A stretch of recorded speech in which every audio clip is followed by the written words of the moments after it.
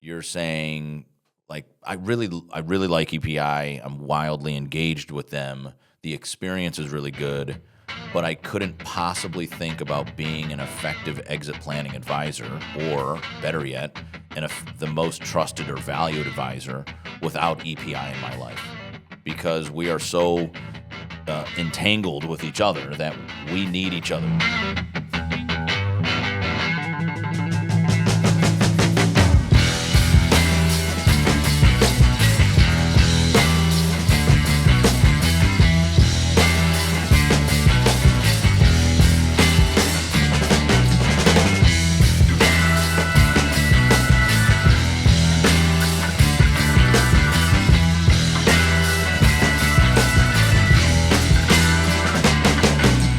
Hey, everybody, and welcome back to the Exit Is Now podcast with me, your host, Scott Snider, hanging out on another Flip the Script episode. So if you've been following since really season 2, we did every so often, we'll do a Flip the Script episode where somebody actually takes the show and interviews me. And I thought no better guest than my dear friend and our director of membership, Drew English. Welcome to the show, my friend. Yeah, thanks. Thanks for having me. I me. would say welcome back as well. So if you're a follower of the Exit Is Now podcast, Drew and my brother-in-law, Dan, who back then in season 1 of the podcast were former employees and teammates here at Team API. And we had talked to Drew and Dan at the time about how did you take that value acceleration, that value creator mindset, and then move that mindset and take it to other businesses that you were at that point a part of. Drew spent a good chunk of his career at EPI and left us for a little bit and came back for round 2.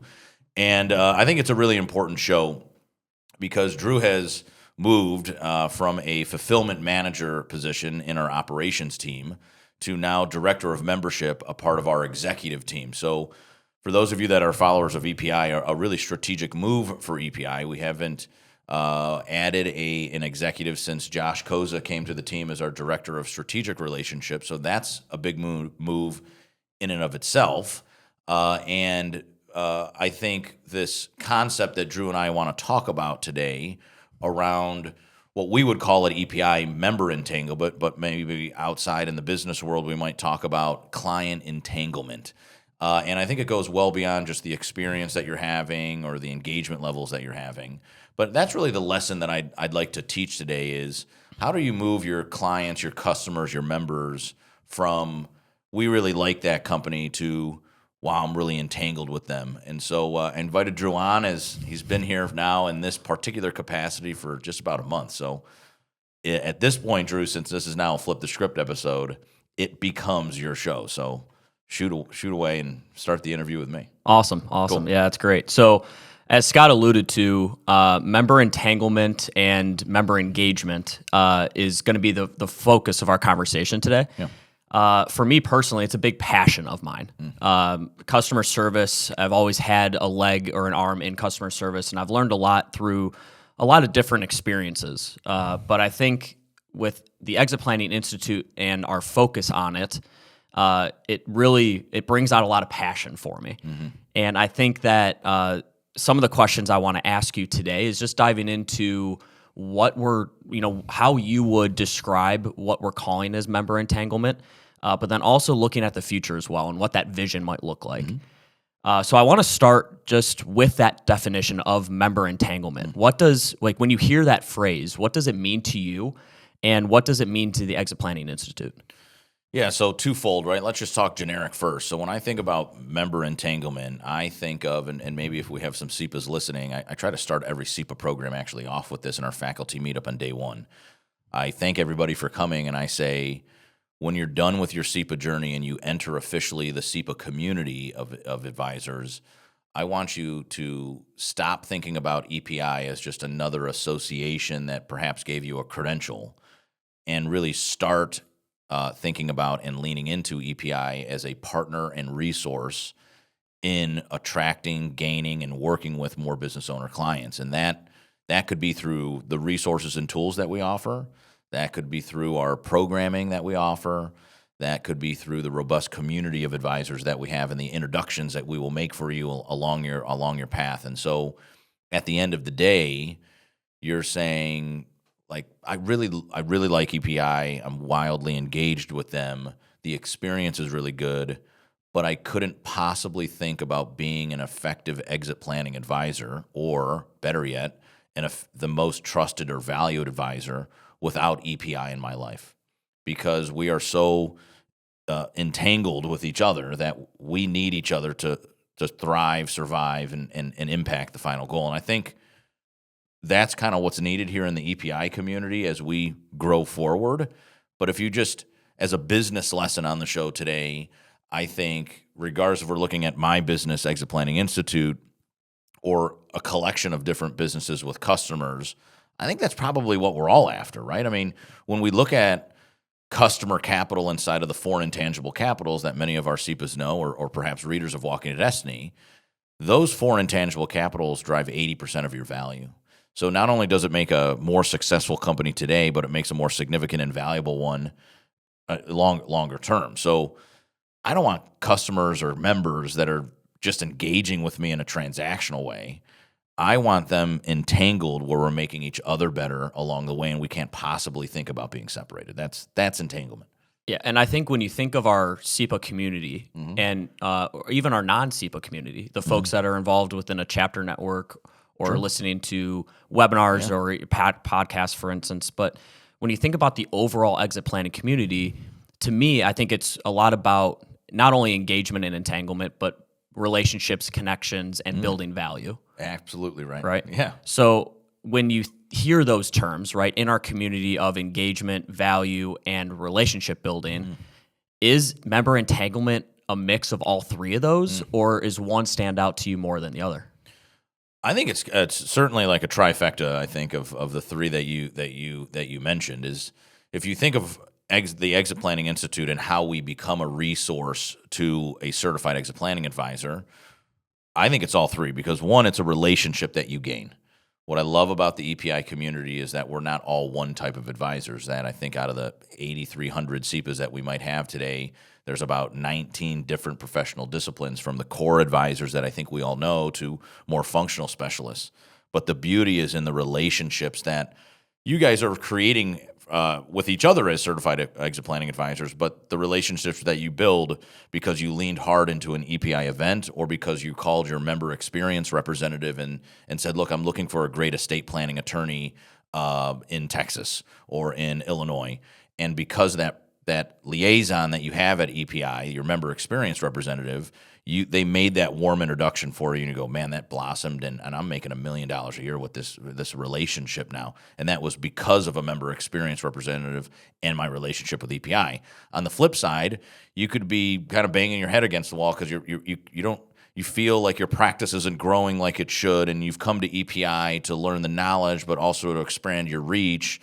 And now you've gone through the Beyond SEPA path, and you've experienced the academy, and you came to the summit, and then you're building the relationships, and you're like, man, my business is better because of that community I'm a part of. Or very simple, you came to EPI, became a SEPA, or to your point, maybe you're not a SEPA. Maybe you're entangled through the chapter network, and you're like, I'm meeting great people, I'm getting exposed to new knowledge gains. And I couldn't possibly think about not having that relationship, that community, that organization in my life. So it's probably a bit of all three. Yeah, I mean, I would agree. I think as the member experience team at EPI, I think a key for us is making connections and giving an opportunity for people to utilize the SEPA network.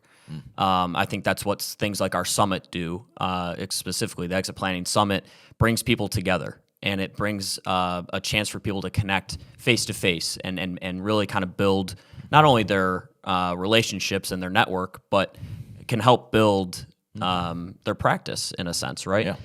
So if we think about that from a SEPA perspective, I want to challenge you a little bit to think of a non-SEPA perspective, someone that's in our community that's active in a local chapter network, or could be attending the summit to gain some further education, right? So as someone I'm going to call it outside of our SEPA community, how would you explain this to them? I think it's similar in a sense, right? By not being a SEPA, You don't know. I guess there's two things that are lacking, and not lacking in a bad way. It's just because you didn't have the experience, right? So if you're not a SEPA, then you're not as tied to our kind of core values or the core concepts or the process of value acceleration.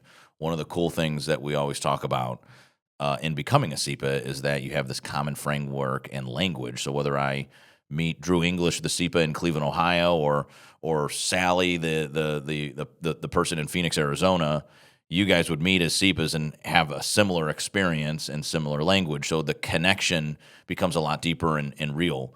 For non-advisors, and that's a big group, Drew, it's probably 35,000 advisors together that collectively interact with EPI in any given year. And out of those 35,000, about 8,000 of them are certified exit planning advisors. So there's thousands of advisors that work with us each year.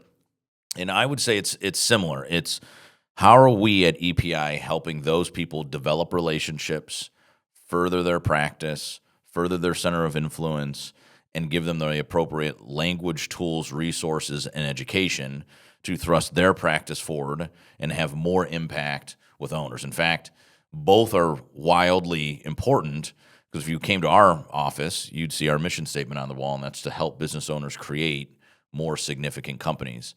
And we do that at EPI through surrounding them with great advisors. Whether they're SEPAs or not, you can come into the EPI community and get the language, tools, content, and resources, and frankly, the relationships that you need to kind of thrust everything forward. So I think it's very similar for the non-SEPA advisor, but I think maybe our challenge is to educate them on the how and the why that makes up the value acceleration methodology, because to me, that's the glue that keeps everybody together. Yeah.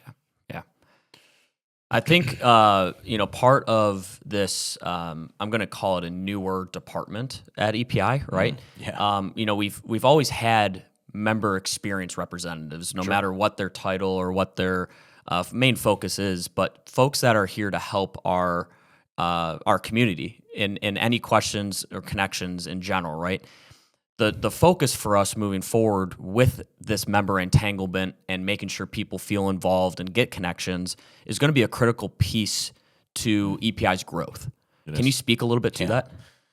Yeah, and I think for listeners on the show, I try to get very candid with my own business, right? And how we're growing EPI and how we're unlocking some of the intangible capitals and things like that. And so, as I said on the top of the show, having Drew move from middle management as a fulfillment manager, identifying a need in our business, and opening up a whole executive level spot that I think for many SEPAs listening, hopefully they're smiling and saying that executive team now that is including, I think it's about 7 people, one of them solely represents the satisfaction and entanglement and engagement and experience of our members.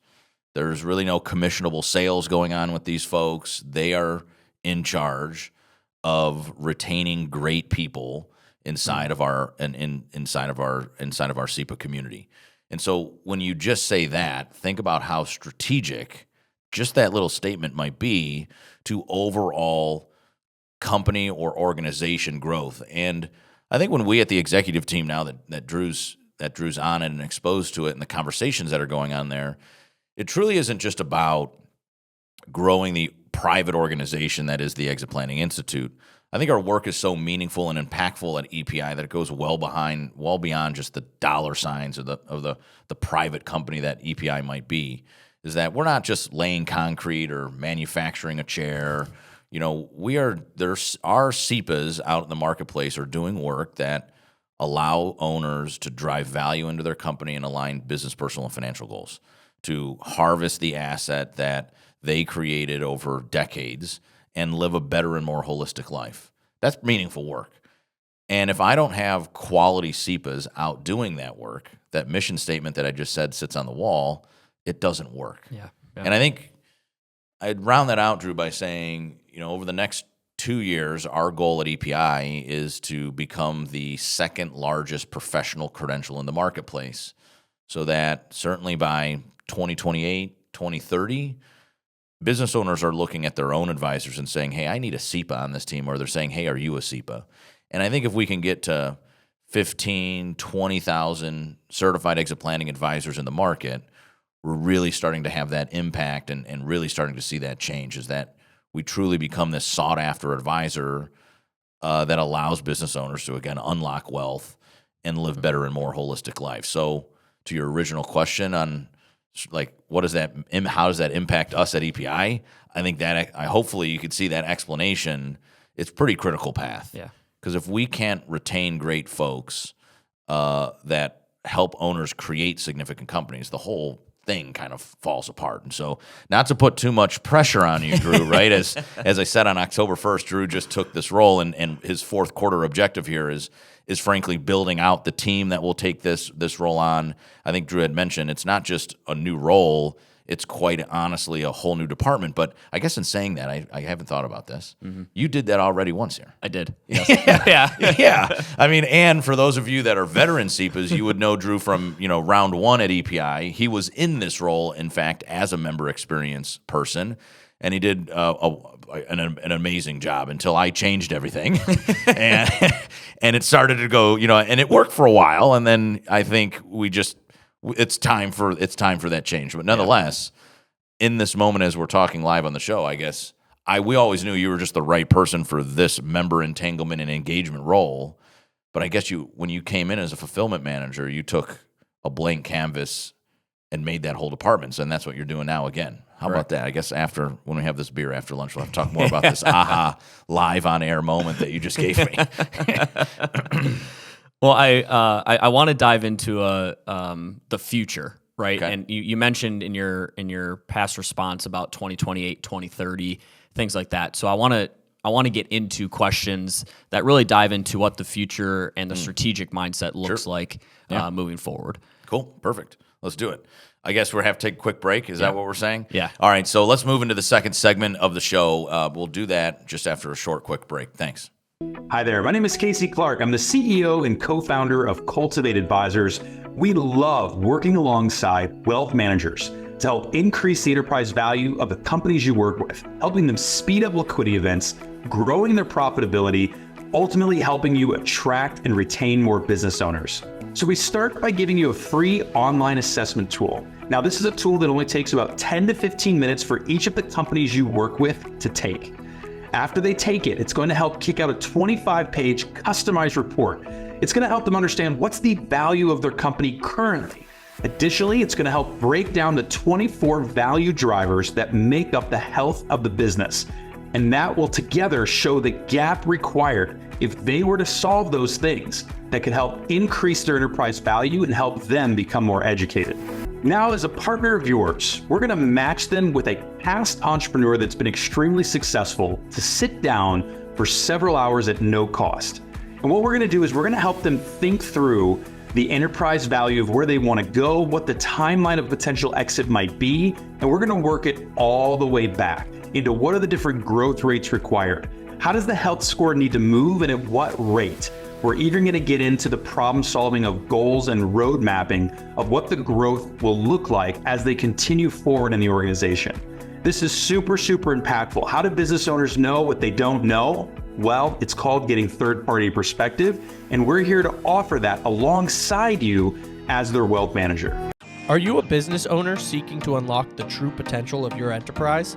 Look no further than the second edition of Christopher Snider's revolutionary book, Walking to Destiny: 11 Actions an Owner Must Take to Rapidly Grow Value and Unlock Wealth. In this updated edition, Snider presents proven strategies for maximizing your company's value and accelerating growth. Whether you're aiming to sell or simply want to ensure long-term success, this book offers a blueprint for building a thriving, self-sustaining business. Walking to Destiny isn't just another book, it's a game changer, backed by Snider's own experience as a successful business owner and as a SEPA. This book bridges the gap between business owners and advisors, guiding you towards financial freedom. But don't just take our word for it. Hear from those whose lives have been transformed by its insights. One satisfied reader raves, "The best guide for transitioning out of privately owned companies.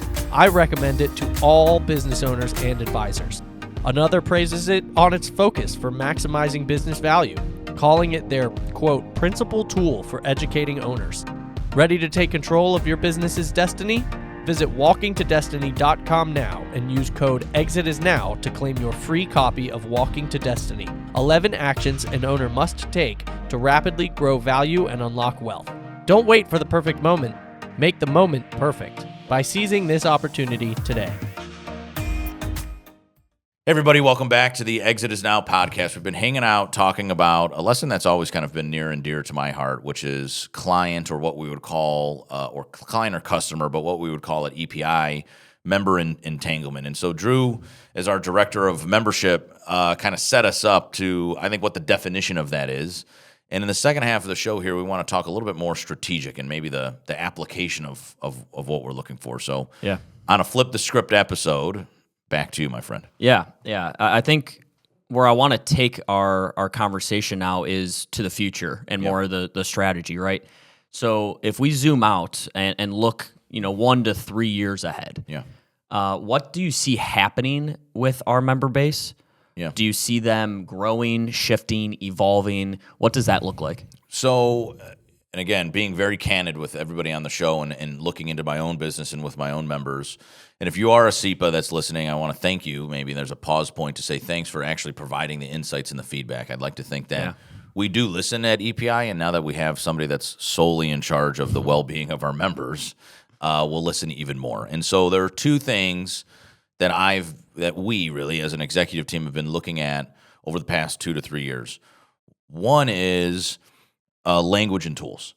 And what SEPAs are indicating is the technical knowledge is great at the credentialing program, right? But I'm struggling a little bit to implement posts. And if you're a SEPA here, maybe you're listening and smiling as well, because you're saying, yeah, man, that's me. Like, I understand the value acceleration methodology. I have great relationships that have been built, but I'm still struggling as an attorney, a financial advisor, an M&A advisor, a consultant, a CPA, to really take this and make it my own. So I think one is language and tools. And I think when I look at language and tools, and if I have a very engaged member over the next 2, 3, or 4 years, if I can get you all as certified exit planning advisors implementing on a regular basis and unlocking the value acceleration methodology inside of the way you approach your approach with business owners and the way you represent yourselves, you become actually very entangled to EPI.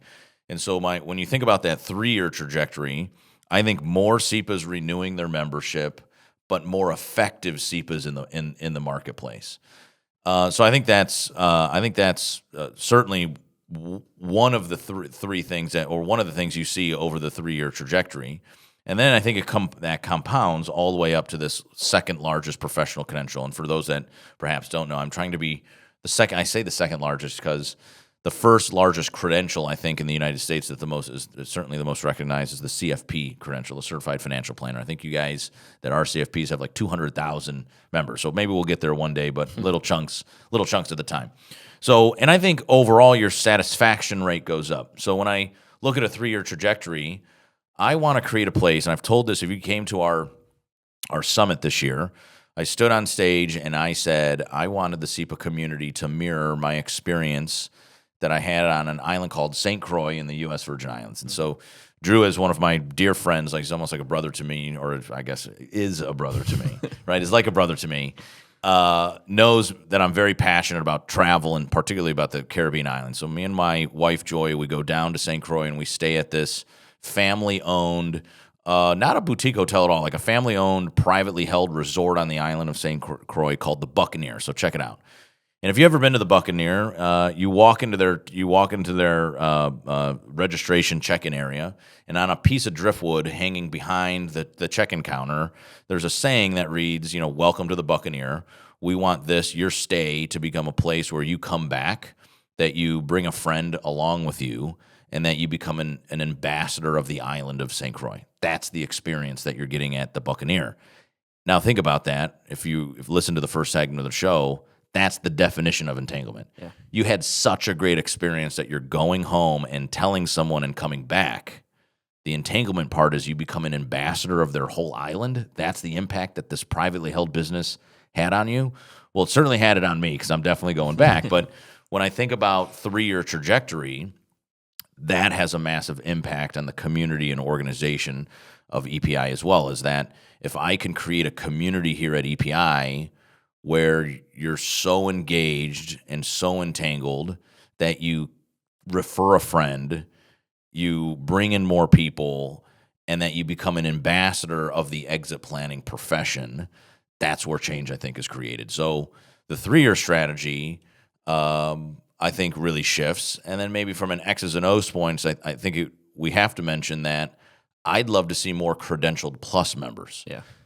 And I think why that is that if I can get you as the certified exit planning advisors engaging with the tools and resources that you have a part of that larger membership package, you also become more effective along the way. And I think the problem is today we just don't talk to you enough about what it is. I think the resources and tools are all at EPI. We need to do a better job of engaging you within the tools that I think that we have. So. And I think a lot goes with that is also our outreach and our surveys that we're asking our members to take to get that feedback, right? Mm-hmm. I think, a really important thing for us here at EPI is listening and is taking that data that we're getting back from our CEPAs to understand what they're looking for, what tools and resources that they need that we might not have available currently, but that we're trying to build or trying to create for them. But when we think about that shift, the shift that we just talked about for that 1 to 3 years going into that, what changes do you think will drive that shift? Are they more industry trends? Are they internal initiatives potentially? Or are they member needs and that member survey and the data that we get back from our members? I think it's the last one, Drew, and I think that you can already see Drew's mindset in his like subculture of that member experience and team taking shape. There's a key word that I want to draw out for the audience: listening.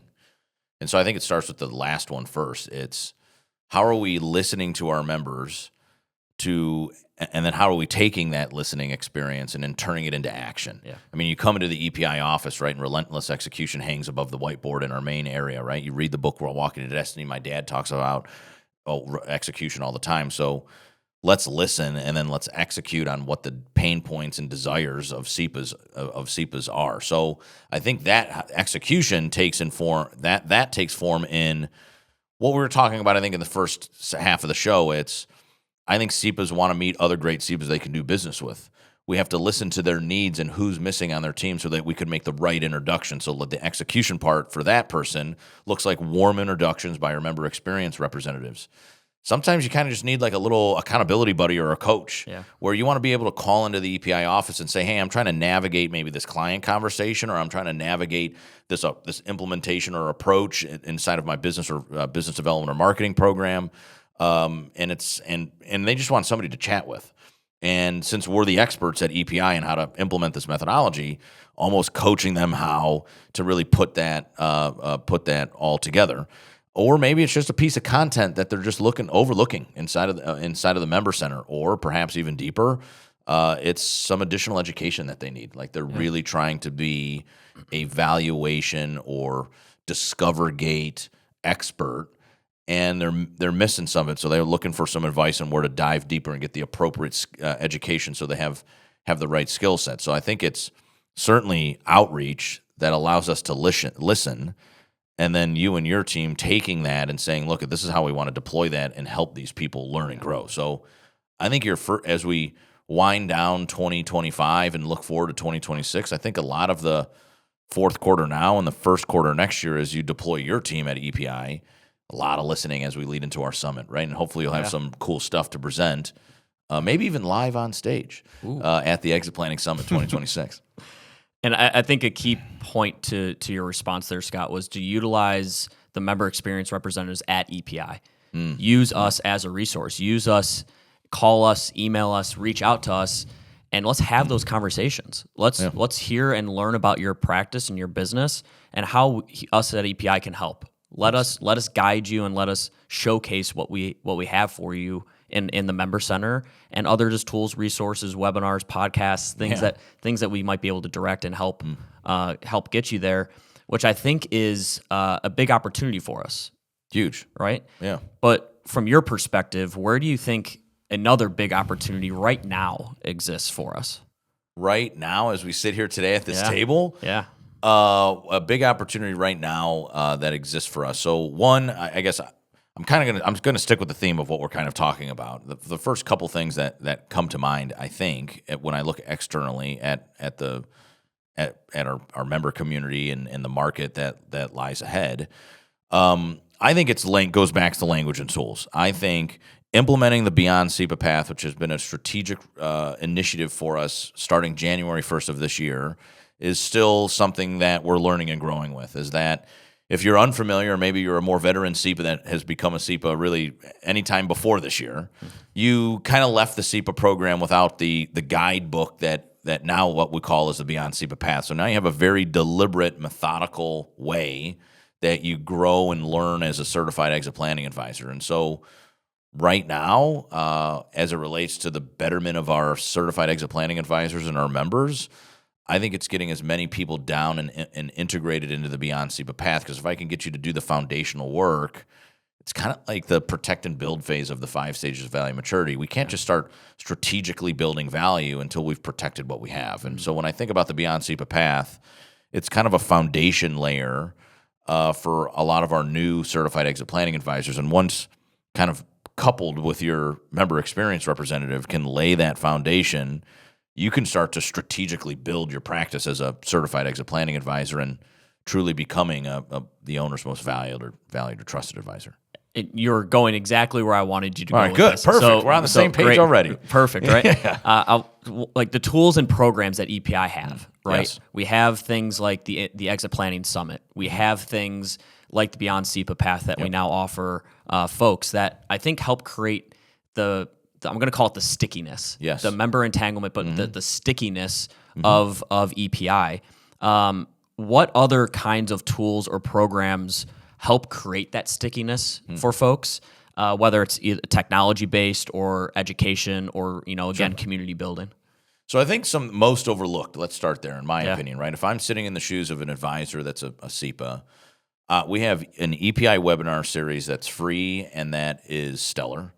And for our SEPAs, we have SEPA think tanks. These are exclusive to a group of SEPAs that allows them to get introduced to a hot topic, but then network with people virtually around the EPI network, which I think is absolutely critical in our more virtual world, right? The only outside of our chapters that meet regularly on a monthly basis, I think the next sticky thing that you have is, well, I want to be able to meet a bunch of people. How do I do that if I don't have a chapter in my backyard and you only host one summit a year? It's to jump on these little mastermind groups, what we call SEPA think tanks, where you get, again, introduced to a hot topic and then introduced to a round of different SEPAs every other week. So if you just think about that, if you meet 10 new SEPAs every other week over the across 12 months, you're actually getting exposed to a bunch of different SEPAs, along the way. So those are all like hidden gems, I think, of EPI that are like very underutilized platforms or benefits. The other thing that I would say, and you kind of alluded to it throughout, use your member experience representative. Yeah. They are your point person and liaison inside of EPI. And in the new way of thinking, Drew's way of doing business at EPI, they're not here to sell you anything. They're now in charge of directing your path, directing your Beyond SEPA path, and your well-being at EPI. And so we want you to be the most impactful possible, and I think leaning into that person is critical to your success. Yeah, and I think part of the member experience team is to help guide, is to help provide resources. It's also just to be an ear and to learn about our SEPA community. Exactly. And so whether it might be about your son or daughter going to college, learning about how that experience happens for you, right? Or if it's coaching T-ball for your son or nephew or whoever it might be, right? Exactly. So we want to hear from you guys as well. So we want to make sure that we're not only helping guide your business, help guide the questions or answers you're looking for, but we want to get to know you as well. We want to know who's out there in our community building and helping these business owners get through their issues. I think it's the foundation of relationship building, though, right? It's no different than what I think many of our listeners as advisors are trying to do with their owners. It's this whole, I think, movement, if you will, that I think we've seen over the last 3 to 5 years. It's not about relationship, or it's not about transactions. It's about relationships. Yeah. And so in order to have a great relationship, we just need to get to know kind of who you are. And I think if you get to know who you are, then we know how to introduce you because we know how your personality is and say, oh, that advisor's, both estate planning attorneys. Drew's going to like that guy probably more than that guy because it just fits kind of his mold. We also need to know, by having conversation, I think we learn about your business. What kind of owners are you working with? Do you have like a specialty that you focus in on? And those type of natural conversations are blossomed through just reaching out and having a chat. So I think that you're absolutely spot on. So in the theme of reaching out and having conversations, I want to challenge our listeners Please. to reach out to us and say, what does entanglement mean to you? Right? We got Scott's definition. We understand the future and the strategic mindset of where EPI wants to take entanglement. But from a SEPA's perspective, or even someone in our community that might not be a SEPA, we mentioned how many advisors that live in our community. Interested to see what entanglement means to them and to you, and how to get the most out of your membership. Yeah. I think both great challenges. I'm going to take it even further. Yeah. I'm going to say if you're watching on a LinkedIn, for example, throw it into the comments section, and we monitor that stuff. So right now, if something's on your mind around how do I become more engaged at EPI, where maybe are my pain points or desires, what do you wish EPI was doing more of, throw it in there, and me and Drew will see it.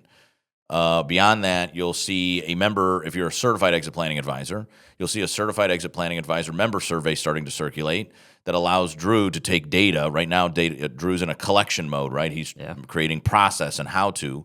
So he also needs to get to know all of our SEPAs at a deeper level. This is one of the reasons I thought it'd be a really cool flip the script episode on your journey this quarter to create what you'll debut next year.